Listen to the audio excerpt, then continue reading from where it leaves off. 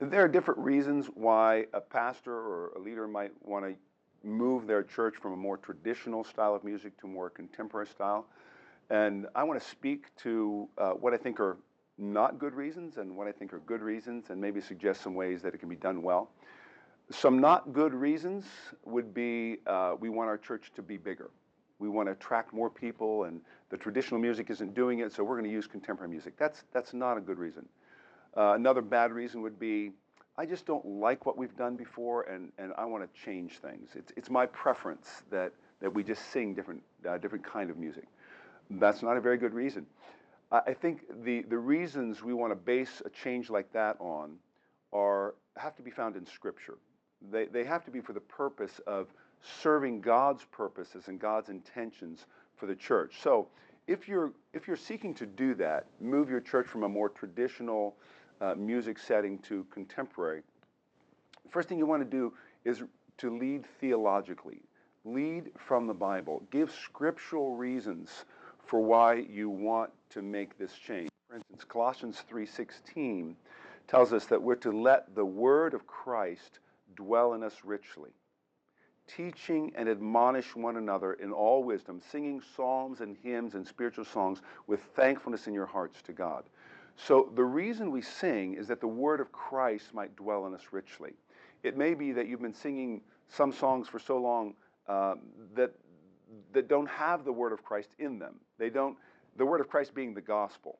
They don't have a clear explanation of the gospel in those songs. So it's time to sing songs that do enable the word of Christ to dwell in us richly. And sometimes the music that we use doesn't dwell in people's hearts richly. It doesn't enable the words to dwell in them richly. So introducing a new kind of music gives those words a greater impact in people's hearts. So that might be another theological reason why you'd make that shift. You want to make it clear to the congregation that you're changing the music so that you might be better able to engage with the words. Because it's in the words that God speaks His truth to us. He speaks His power to us, that we teach and admonish one another, as Colossians 3:16 says. So we're seeking to highlight the words as we make musical changes.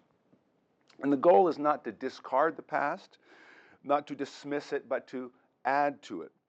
As we're pursuing change, we don't need to totally neglect what's been done before. There are some things that we've been doing that could still contribute to the health and the spiritual growth of the people in your church. So I wouldn't suggest just tossing everything out and starting everything new. Make the change gradual, and don't be quick to dismiss what you've been doing unless you're certain that it's really not serving the church.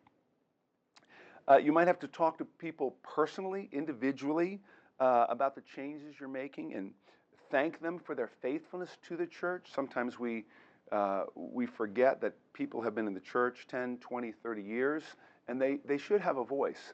But sometimes they're misinformed, they're misguided, they're speaking more out of sentimentalism than theological conviction. So you want to help them with that.